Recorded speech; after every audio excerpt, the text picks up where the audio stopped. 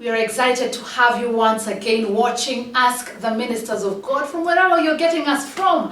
Thank you for tuning in. Thank you for choosing MBCI TV, where your life is definitely transformed and impacted. Remember, this is a platform that we have given you as our viewer to ask questions about the topic we'll be discussing today. And today we'll be speaking about or answering questions about Christian marriage ceremonies versus cultural marriage ceremonies. Did you get that? If you didn't, don't worry. We have our panelists right here and they'll help answer the questions that you viewer has been asking. Well, let me introduce to you Apostle Danny Gishimo. Good evening, viewers, and welcome to the program. And we have one John Nganga, who is a leadership consultant, a writer, and you tell us the titles are almost endless. Karibu sana. Asante sana. Thank you very much. I'm happy, viewers, to have a fellowship with you.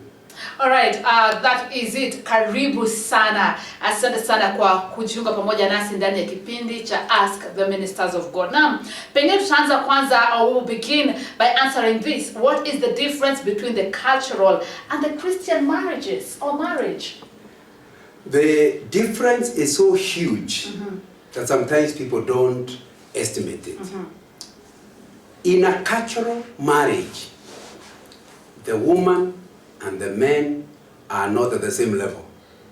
The woman is a servant of the man, and the names that they are given help you to see. Whether you are talk about the Luyas, they will tell you that when I married, I got a cook. The Kikuyu said, I got a cook. So the concept is the wife is like meeting a certain business need. And they can use all kinds of things. But the Bible puts it very clearly. It's a companion. For this reason, a man shall leave his father and mother, Genesis chapter 2, and be united to his wife. And the two shall become one. So the first thing you need to understand is that in terms of a Christian marriage, it is two equal people who come together and work as a team. The leader is the man, but the wife is not a servant. In fact, somebody has put it in very graphic language that if you understand the scriptures properly, if the man is the head, the wife is the neck. And if the neck turns, the head has no alternative than to turn. It's important to understand that's a major difference between the two. That when you have to determine when you're in a marriage, do you have a traditional marriage or a Christian marriage? If it's a Christian marriage, then you must take your wife as a companion. Number two, and there are many differences. In a traditional marriage, the woman comes from her clan, from her people, and also in the Old Testament, and then joins the family of the man. Right. And that's why you are, like the Kikuyus will call you, Mudoaja, like a foreigner who has come home. In a Christian marriage, you are supposed, as a man, to leave your home. You are supposed, as a woman, to leave your home and make another home. So that in a Christian marriage, you do not join the man's family. You create another family, which you can go visiting the wife's family and go visiting the man's family, but they are not part of either. That's why the scriptures are saying, for this reason, a man shall leave. It doesn't even talk about a woman shall leave, because it's obvious for a woman.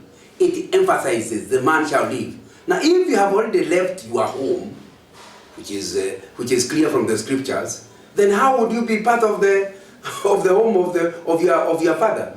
Because you will not be in a Christian marriage if after marriage you and your wife are living with your father, either psychologically or physically or financially. You must move out in a Christian marriage and set up a different home. And thirdly, just so that you understand how different is, when you are in a traditional marriage, you need to pay dowry in order to buy the wife. Because obviously it's a big loss. Traditionally, a woman was labor in her father's home. So if a boy took the woman away from her father's home to his father's home, surely the father of the boy needs to pay in kind for labor he has gained. Because who will take care of the sheep? Because, yeah. So you compensate the father of the girl by paying dowry because of the loss he has made. Come back to the scriptures. If the man has left his home and the wife has left her home, that means both parents no longer have the labor that was required. So in that case, you cannot have the concept of dowry, although we'll come back to the same subject, in the same way. In a Christian marriage, there may be gifts exchanged, but you don't buy a wife. Because if the family of the boy buy a wife, then automatically they would have to get labor into their thing. But if you do so, you are contradicting the scriptures. The man needs to go and set up another home. So you can see we can go on and on just to show you the moment you are Christian, you are having a Christian marriage, the implications are quite wide. The two are like light and darkness. Wow. Interesting and nice way of answering that. Apostle Dan Gishim, what are your thoughts? Yes, maybe I give a personal example. When I got married as a Christian. Thank God we have been with John Nanga for quite a long spell.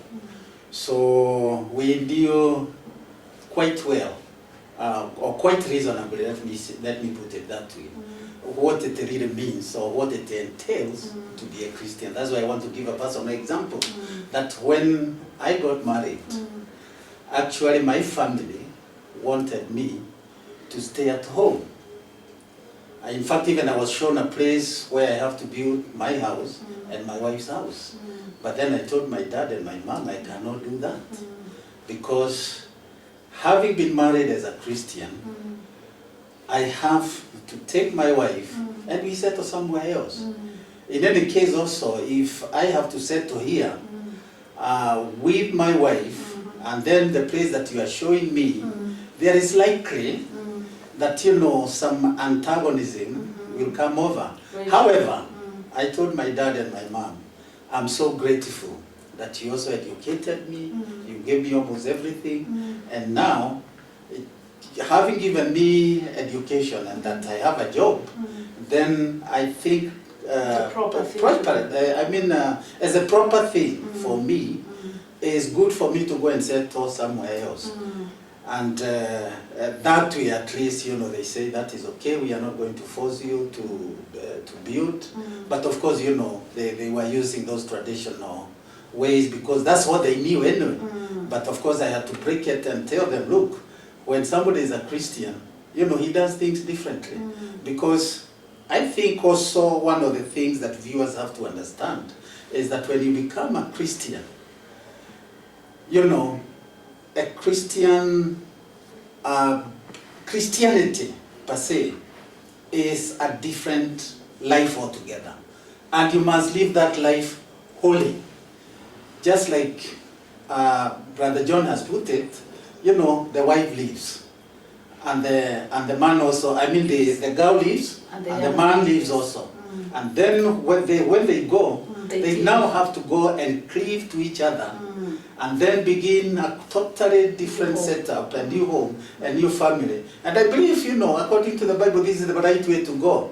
Because families must continue. True. But if you stay in your father's family, you may even end up losing your family anyway.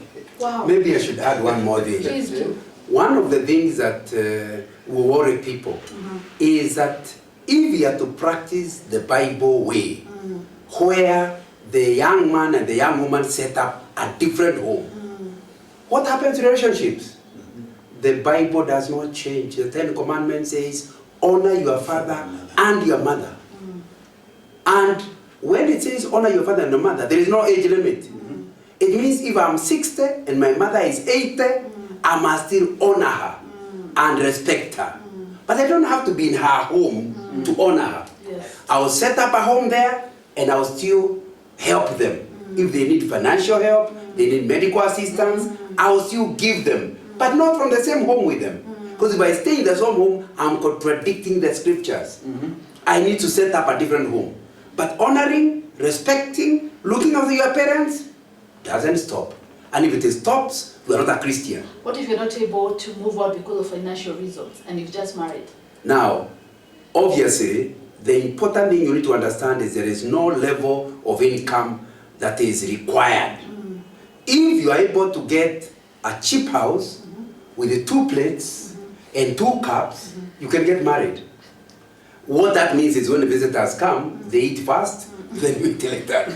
It is still a marriage. Exactly. It's a biblical marriage. As long as you don't start using your father's many plates. Use yours.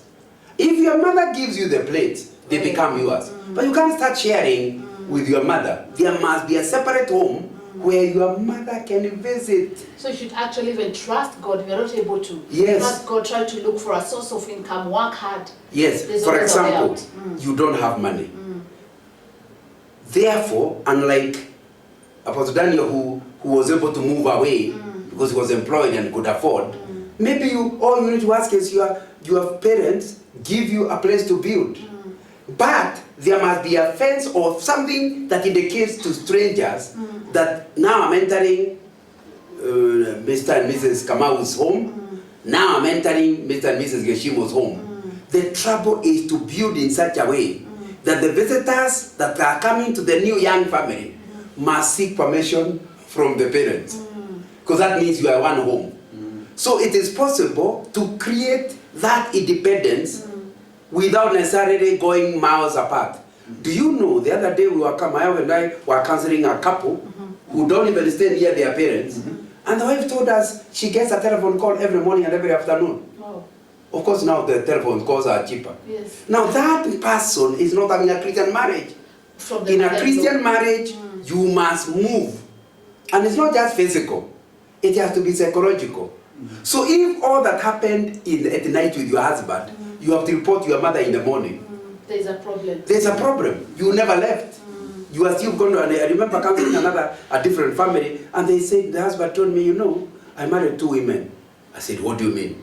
I married my wife and the mother. Every time we are making a decision, she says, give me a time. I'm calling in Moranga. So basically he realized he has to talk about both women for every decision. When you have that, you don't have a Christian marriage. No, you don't. So you can see it's not just physical.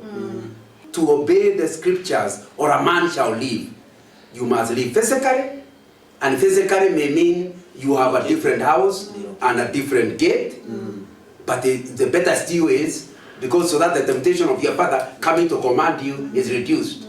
If you're able to go elsewhere, that will be help. You must also live financially. If your father is the one that is meeting all your costs, whoever pays the piper calls the tune. I can't be the one paying the piper and you play a song I don't like. You play my song. Yes. So if your father is financing your marriage, certainly he will start calling on the tune. So it means that independence, it means you live. Your father may be a rich man, you are a poor man. You are not dealing with his money. You deal with your own money, however little it is. It must be psychological. It means that your emotional support is no longer your mother, your husband, your wife. You now create a unit where you emotional. When you cry together and support each other. If your emotional support is outside, within no time there will be problems in your marriage. So you have to have emotional, psychological distance wherever you are before. Socially, the same. There must be a clear departure so that you can be seen as a separate home. That's why we don't encourage small children to marry.